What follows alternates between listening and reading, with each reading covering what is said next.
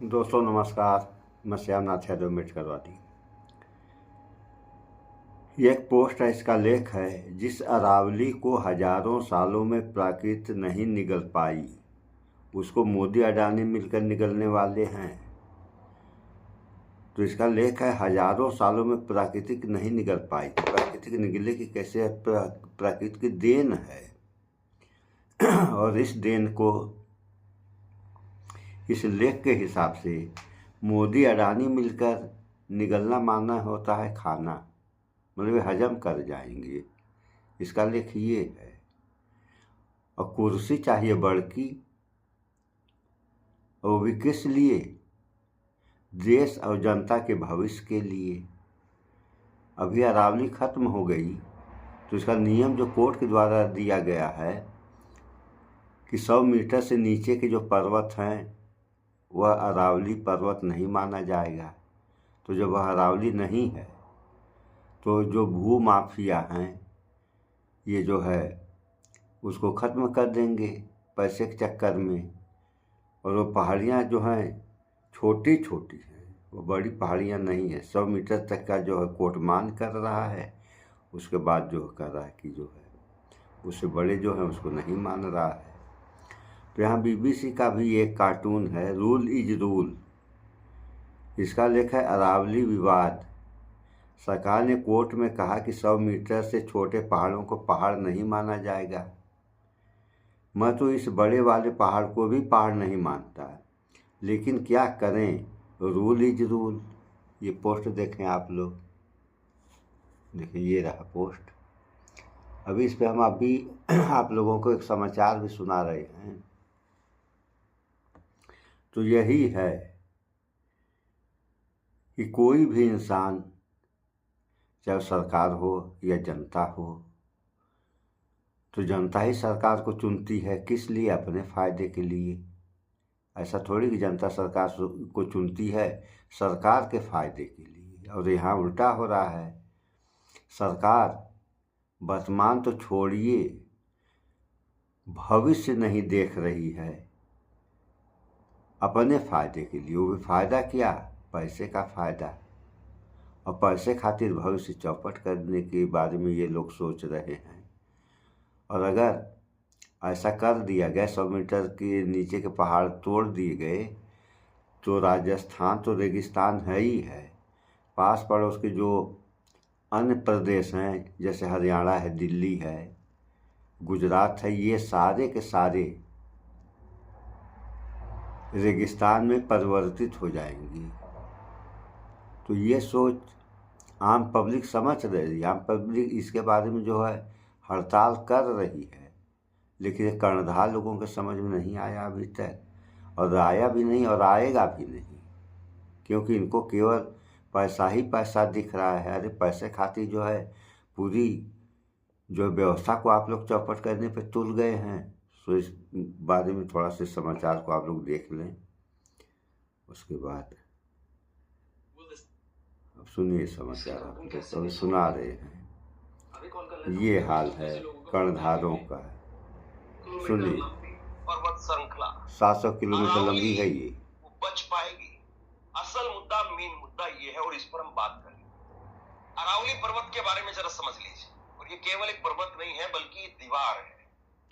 दीवार है, और जिस दिन ये दीवार हट गई उस दिन ये समझिए कि राजस्थान का रेगिस्तान वो न जाने कहां तक आ जाएगा। जमीन बंजर हो जाएगी। राजस्थान का इलाका, गुजरात का इलाका, हरियाणा का इलाका, दिल्ली का इलाका, जो राजस्थान का रेगिस्तान का हाल है वही बाकी प्रदेश में होगा, बाकी जगहों पर होगा। करीब 700 से 800 किलोमीटर की ये पर्वत श्रृंखला है, जो गुजरात में, राजस्थान में, हरियाणा में होती हुई दिल्ली तक पहुंचती है। और इसमें अब सुप्रीम कोर्ट ने कहा कि 100 मीटर से नीचे की जो पहाड़ियां हैं वो अरावली पर्वत श्रृंखला के अंदर नहीं आए। और बड़ी हैरानी की बात यह है कि अगर ऐसा इस तरीके से, इस रूल के हिसाब से अगर चले, तब तो 90% पहाड़ियां खत्म हो जाएंगी। देखिए, कुल मिलाकर के 1,60,000 पहाड़ियां वो अरावली पर्वत श्रृंखला के अंतर्गत आती है। 1,60,000। लेकिन इसमें 1,50,000 पहाड़ियां ऐसी हैं जिन पर खतरा मंडरा जाएगा। केवल 1048 यानी तकरीबन 1000 पहाड़ियां ऐसी हैं 1,60,000 में से जो 100 मीटर से ऊंची है। अब इसका मतलब तो यह है कि तकरीबन सारा अरावली पर्वत खत्म ही हो जाएगा भाई, गुजरात से लेकर के और राजस्थान, हरियाणा, दिल्ली सब खत्म। हालांकि पहले भी बहुत सारा अवैध खनन हो चुका है, अवैध खनन अभी भी लगातार चल रहा है बहुत सारी जगह पर। कई जगह पर जैसे आप गुरुग्राम में ही देख लीजिए, बहुत दूर जाने की जरूरत नहीं है। कुछ समय पहले ऐसा भी हुआ था कि पुलिस वहां पर दबिश देने के लिए गई तो जो खनन माफिया थे वो पुलिस के ऊपर ही गाड़ी चढ़ा देते। ऐसी खबरें आए दिन सामने आती। लेकिन सबसे बड़ा सवाल ये है कि 80 से 90% जहां पर खतरा है, जहां पर अरावली पर्वत श्रृंखला पर खतरा है, तो क्या ऐसा कोई फैसला वो दिया जाना चाहिए? सुप्रीम कोर्ट की तरफ से जो है दरअसल फैसला आया और उसमें सरकार ने इसके खिलाफ एक तरीके से पैरवी करनी चाहिए थी, लेकिन उसमें कुछ बहुत ज्यादा हुआ नहीं। और अरावली पर्वत श्रृंखला की अगर बात करें तो करीब 2 अरब 50 साल पुराना इतिहास है, यानी हिमालय से भी पुराना इतिहास। जब ये शायद देश नहीं, जब ये देश क्या दुनिया में कोई मुल्क नहीं बना होगा, उससे पहले की अरावली पर्वत श्रृंखला है। हिमालय का इतिहास कहा जाता है कि करीब 5 करोड़ वर्ष पुराना है, लेकिन यहाँ पर अरावली का इतिहास जो है वो 300 करोड़ वर्ष पुराना है और फिर भी उस पर संकट के बादल छाए।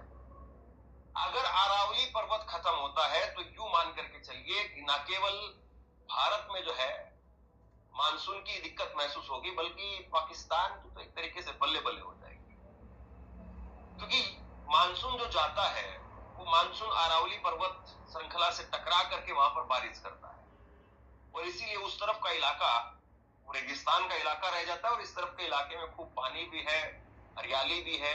अरावली इसीलिए ये कहा जाता है कि केवल पत्थर नहीं है बल्कि उसमें प्राण भी है, वो लोगों के प्राण भी बचाता है, ये कहा जाता है। बहुत सारे जीव जंतु, बहुत सारे लोग, बहुत सारे मंदिर, बहुत सारे शहर, बहुत सारे गांव उसमें बसे हुए, हम सब पूछ जाते हैं।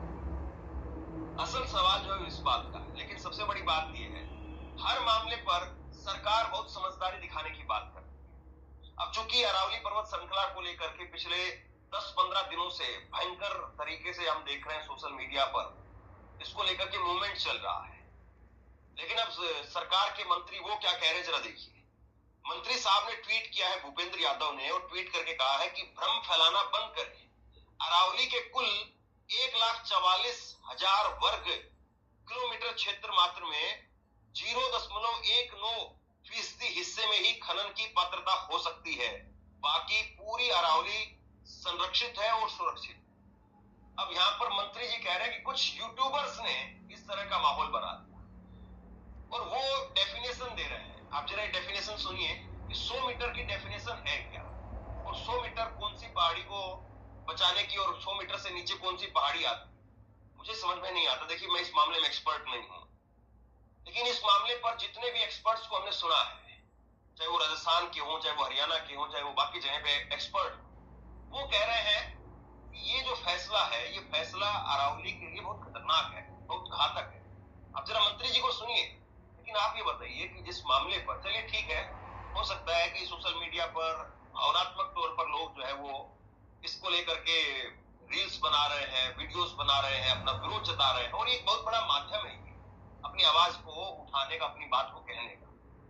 लेकिन एक्सपर्ट भी अगर इस मामले पर ये कह रहे हैं तो क्या उनको भी समझ नहीं है? क्या उन्होंने सुप्रीम कोर्ट के फैसले को डिटेल में नहीं देखा है? वो तो रील बनाने वाले नहीं है ना, लेकिन एक्सपर्ट कह रहे हैं कि भैया ये वाकई बहुत बड़ा खतरा है और दरअसल जो खतरा है वो क्यों है और किसको गिफ्ट देने की तैयारी है।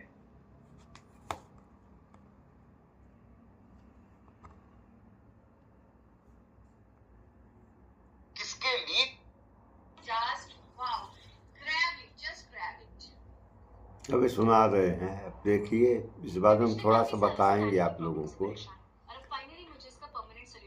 इससे ही जुड़ी हुई एक कहानी और लगाई आग हमने उनको जलाने के लिए, नहीं फिर दूसरा आ गया, दिखा रहे हैं, देखिए। वाकई 700 किलोमीटर लंबी पर्वत श्रृंखला की तैयारी है, किसके लिए जो है ये सब कुछ किया जा रहा है, इस पर हम बात करते हैं। लेकिन उससे पहले एक बार जरा मंत्री जी को सुनिए। कुछ YouTube चैनल ने और कुछ लोगों ने एक कंफ्यूजन खड़ा कर दिया कि 100 मीटर का अर्थ होगा टॉप के 100 मीटर। ऐसा नहीं है। उसका जो बेस स्ट्रक्चर है, जो पर्वत का बेस स्ट्रक्चर है, अगर वो जमीन के अंदर भी 20 मीटर है, वहां से लेके 100 मीटर तक प्रोटेक्शन है। तो जो 100 मीटर का प्रोटेक्शन है, जो लोगों ने कंफ्यूजन करा कि मतलब ऊपर का 100 मीटर है, नीचे खुदाई कर सकेंगे, वो नहीं। मैं आपको फिर क्लियर कर रहा हूँ, 100 मीटर का अर्थ है टॉप 100 मीटर से बॉटम के अंदर तक जो उसका पूरा फैलाव है। पहाड़ी तो ऐसे होती है, तो उसका बॉटम तो बड़ा होता है, जहां तक उसका बॉटम जाएगा वहां से लेके 100 मीटर तक प्रोटेक्शन है। आपसे कुछ कहना चाहता हूँ। सुन लिया आप लोगों ने। पत्रकारिता करना, इस बारे में हम एक बात बताएं आप लोगों से कि हम 2-3 बार मुंबई जा रहे थे, तो रास्ते में जहाँ तक हमें उम्मीद है कि 3 पर्वत श्रेणियाँ पड़ी थी और उनको जो है ज़मीन के लेवल से काट के ट्रेन जाने के हिसाब से उस पर्वतों को काटा गया था और उसको मतलब वो सुरंग हैं। तो जो काटने वाला, मैंने काटने वाले तो लेबर रहे होंगे, कटवाने वाला जो वैज्ञानिक था वो तो ये भी कर सकता था कि नीचे से ऊपर तक काट दिया जाए, तो ऐसा नहीं किया। ऐसा क्यों नहीं किया? सोचने वाली बात तो ये है, वो ऐसा इसलिए नहीं किया कि अगर नीचे से ऊपर तक काट दिया जाए तो इस पर्वत का जो है जुड़ाव वहीं खत्म हो जाएगा, और जुड़ाव अगर खत्म हो गया तो जिधर से पर्वत जिधर गया है, तो जिधर गया है उधर का पर्वत जो है बहुत जल्दी सूख जाएगा, उसको सूखने में समय नहीं लगेगा, क्योंकि उसकी जो ऊर्जा कट गई वहीं से। और जिधर से गया है वो जो धीरे धीरे सूखेगा, और अगर पर्वत सूख गया तो उसका कितना बुरा प्रभाव पड़ेगा सामाजिक स्तर पर और देश के ऊपर, ये तो सारे लोग बता सकते हैं। इसमें कहने वाली क्या बात है? तो जो भी काम हो रहे हैं वो देश और जनता के भलाई के होने चाहिए। और यहाँ देखने में ऐसा नहीं हो रहा है, देखने में तो लग रहा है कि जो भी काम हो रहे हैं वह देश और जनता के भलाई की जगह बुराई के हिसाब पे हो रहे हैं। हर जगह जनता परेशान, हर जगह जनता परेशान। और जब जनता परेशान रहेगी तो आज कुछ लोग परेशान हैं, कल उससे ज़्यादा परेशान होंगे, परसों उससे ज़्यादा परेशान होंगे, और एक दिन नौबती आ जाएगी पूरा देश परेशान हो जाएगा। तो इन परेशानियों से बचाने की और बचने के लिए जो है सरकार से लेकर के जनता की जिम्मेदारी है।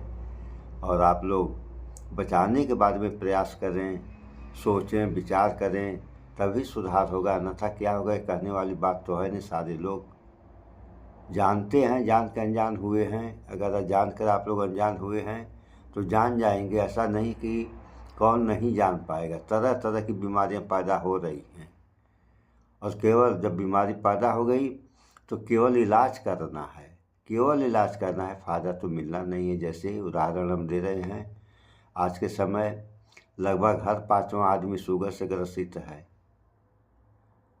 तो आज के समय हर 5वां आदमी शुगर से ग्रसित है, और दुनिया में सबसे ज़्यादा, ये हमारा अनुमान है, दुनिया में सबसे ज़्यादा शुगर की बढ़ोतरी हो रही है तो वह विश्वगुरु भारत में हो रही है।